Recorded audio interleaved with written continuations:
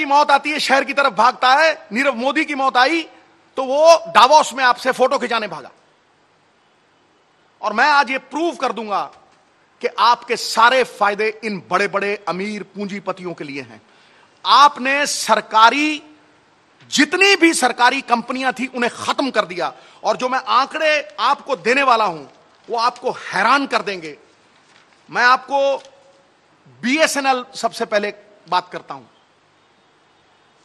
आज तक मैंने ऐसा प्रधानमंत्री नहीं देखा जो जियो दंदना के साथ, दंदनादन के साथ एडवर्टाइजमेंट कर रहा हो।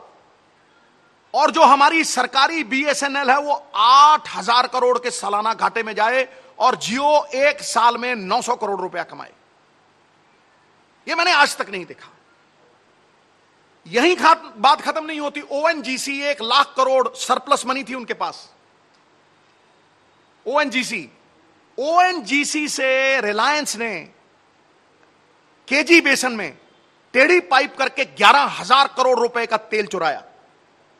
शाह कमेटी बनी, सुप्रीम कोर्ट ने फैसला सुनाया कि आप 11,000 करोड़ रुपए ओएनजीसी के वापस कीजिए। आज तक वो पैसे वापस नहीं आए। क्यों? अरे मोदी साहब, ये पक्षपात क्यों? किसान अगर 5 लाख रुपए का कोई कर्जा लेता है, 5 लाख का कर्जा लेता है तो आप उससे ब्लैंक चेक लेते हो, ब्लैंक चेक। फिर अगर वो 5,000 की पेमेंट डिफॉल्ट करता है, उसका नाम कोऑपरेटिव बैंक के ऊपर लगाया जाता है, मुनियादी गिराई जाती है, उसे जेल में ठोका जाता है। तो मुझे बताएं प्रधानमंत्री साहब, आपका क्या नाता है अडानी साहब के साथ कि 1 लाख करोड़ रुपया देनदारी है अडानी की, उसका ब्लैंक चेक आपने क्यों नहीं लिया? 46,000 करोड़ रुपया रिलायंस की देनदारी है, अंबानी साहब की देनदारी है, आपने उनसे ब्लैंक चेक क्यों नहीं लिया? आपने सहारा श्री का बाजू मरोड़ा, पैसे जमा हुए, फिर आपने रिलायंस का बाजू मरोड़ा, पैसे जमा हुए। आपने थोड़ी सी घुरी की तो फट करके ये बड़े बड़े पूंजीपति पैसे जमा कराते हैं। तो ये कैसे हो गया कि आज जो मनमोहन सिंह सरकार में एनपीए 2 लाख करोड़ के थे वो आज 17 लाख करोड़ के कैसे हो गए? 17 लाख करोड़ रुपया सरकार को चूना कौन लगा गया? क्या आप उनके साथ, उनके खिलाफ कोई कार्रवाई की आपने? किसान का 72,000 करोड़ रुपया कर्जा माफ सिर्फ मनमोहन सिंह और कांग्रेस ने किया। आपने इन बड़े बड़े पूंजीपतियों को 3.5 लाख करोड़ की माफी दी पिछले साल, 3.5 लाख करोड़ की 4 साल में। और अगर टोटल एनपीए देखें, और सारे सरकारी बैंक हैं, 5% प्राइवेट बैंक है, सब सरकारी बैंक पॉलिटिशियनों की मिलीभुगत के साथ 17 लाख करोड़ रुपए का चूना लग रहा है। आपने कभी वो पैसा वापस लाया? अब मैं आता हूं किसान के ऊपर। साहब, किसान का कर्जा सिर्फ कांग्रेस की सरकार में माफ हुआ 72,000 करोड़। आपने कहा किसान की इनकम डबल कर देंगे। क्या डबल हुई? मैं आपको एक हैरान करने वाला फिगर देता हूं। 1970 में क्विंटल, एक क्विंटल की कीमत जो थी 70 रुपए थी, और एक सरकारी कर्मचारी की तनख्वाह 90 रुपए थी। उसकी तनख्वाह 400 गुना बढ़ गई, 500 गुना बढ़ गई, लेकिन किसान की एमएसपी सिर्फ 19 गुना बढ़ी। ये हैरान करने वाले वो हैं। लाख करोड़ रुपए बड़े बड़े अरबपतियों को माफी दे दीजिए, आपने उनको इंसेंटिव कह दिया। किसान को अगर कुछ दिया तो सब्सिडी, उसको अंदर ठोका। आपने किया क्या है? You rate ability in man by what they finish, not by what they attempt. काबिलियत का आंकलन होता है कि आपने कौन सा कार्य खत्म किया। क्या गंगा साफ कर दी? क्या 2 करोड़ नौकरियां दे दी? मैं ये 340 वादे हैं इनके, 346 वादे जो पिछली बार इन्होंने बोला था। एक मुझे मिनट दीजिए, मैं आपको सारे पढ़ के सुनाता हूं।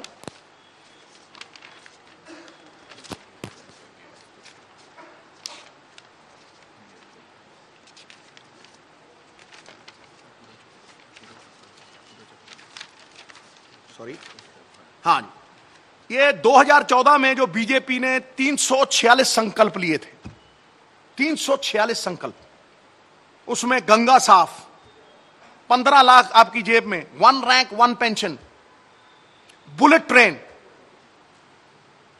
स्वामीनाथन रिपोर्ट लागू की जाएगी, लोकपाल बिल, 2 करोड़ नौकरियां, घोटालेबाजों को जेल भेजा जाएगा, किसी के पास काला धन मिला उसे अंदर किया जाएगा। एक भी चीज आपने पूरी की हो तो जुम्मा दो, एक भी चीज। और आप नेशनल सिक्योरिटी की बात करते हो। मैं पूछना चाहता हूं 1999 में कंधार में कौन छोड़ के आया था अजहर मसूद को?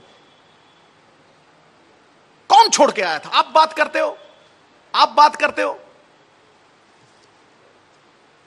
और मुझे यह समझाओ कि 1700 आतंकी हमले हुए आपके कार्यकाल में, विच इज द हाईएस्ट। 8 जवान शहीद हुए थे 2010 में, आज 61 हुए हैं, हाईएस्ट। आपने क्या किया इसे कंट्रोल करने के लिए?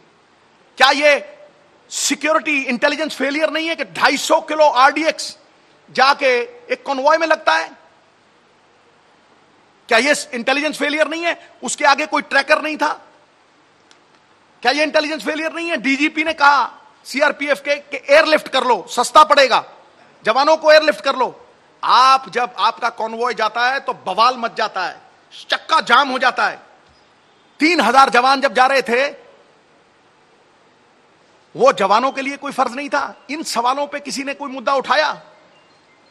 लेकिन क्योंकि आपको इन मुद्दों से भागना है, इन मुद्दों से डिफ्लेक्ट करना है, इसलिए आप बात ये करते हो, छुटलाते हो। मैं आपको एक डंके की चोट पे बात कहता हूं कि पहले जब आतंकी हमले होते थे, और इसको ध्यान से सुनना, पहले जब आतंकी हमले होते थे तो इस्तीफे मांगे जाते थे।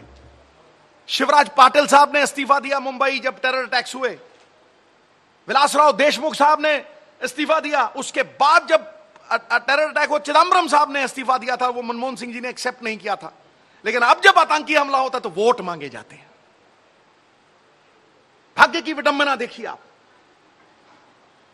सवाल मोदी साहब सत्ता पक्ष को होंगे, सत्ता में आप हो, और जो आपको सवाल करता है वो एंटी नेशनल हो जाता है। अब तो अडवाणी जी बोलने लगे हैं। जो आपके साथ है, जो आपका गुणगान करे, आपके साथ झूठ बोले, वही सही है। लेकिन जो आपके इन वायदों को फरोले, खोले और कहे कि इन बातों का जवाब दो, वो आपको जरा नहीं जाता। फिर उसके आप सवालों की लेजिटिमेसी को खत्म करते हो। आपने लोकतंत्र को गुंडा तंत्र बना दिया, डंडा तंत्र बना दिया, भय तंत्र बना दिया, ट्रोल तंत्र बना दिया। ट्रोल तंत्र, संस्थाएं आपने खत्म कर डाली, अपमानित कर दिया, उन्हें लाचार कर दिया, उन्हें मजबूर कर दिया। सीबीआई को रबड़ का गुड्डा बना दिया आपने, अपने हाथों की कठपुतली बना दिया।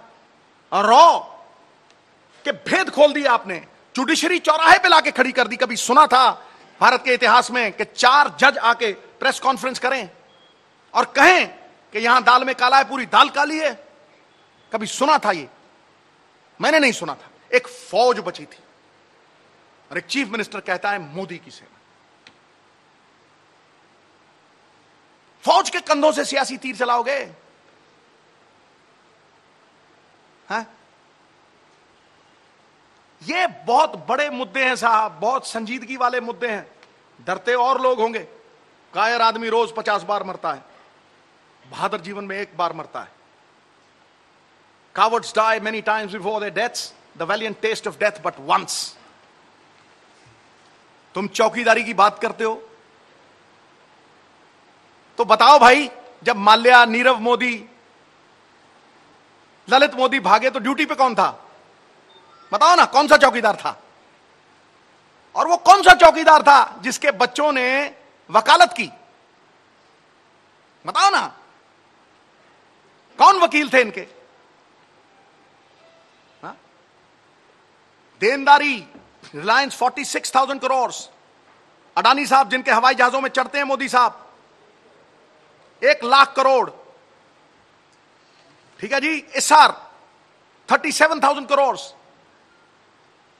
अंबानी साहब को 1200 एकड़ जमीन, 1240 एकड़ जमीन सीमेंट प्लांट लगाने के लिए, साहब यह अलॉट की गई मोदी सरकार में। कितने की? 40 करोड़ की। सीमेंट प्लांट लगा नहीं और रिलायंस ने वो जमीन 4800 करोड़ रुपए की बेची। 4800 करोड़ रुपए की, 40 करोड़ की जमीन 4800 करोड़ रुपए की। कहीं पे आके बहस कर ले मेरे साथ, हमारे कांग्रेस प्रेसिडेंट के साथ तो कोई आता नहीं, कहीं पे आके बहस कर ले, इन बातों को झुठला के दिखाएं। अरे भाई पेट खाली है, योगा कराया जा रहा है, जेब खाली है, खाता खुलवाया जा रहा है, खाने को खाना नहीं शौचालय बनाया जा रहा है,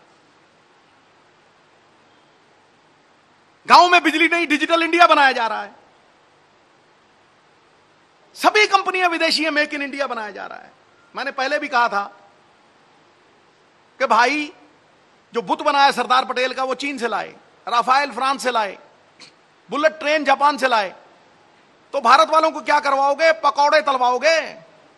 मेक इन इंडिया सिर्फ पकौड़े हैं क्या? तो ये मुद्दे बहुत संगीन है साहब, बहुत संगीन है। ये हमारे कॉन्स्टिट्यूशन की लड़ाई है, हिंदुस्तान के संविधान की। देखिए जो धर्म के नाम पे, जाति के नाम पे इस देश को बांटना चाहते हैं, धर्म के अपने ग्रंथ हैं, भगवत गीता जी हैं, कुरान शरीफ है, गुरु ग्रंथ साहब जी हैं, लेकिन सियासी लोगों का भी एक ग्रंथ है, the constitution of India, the constitution of India which spirit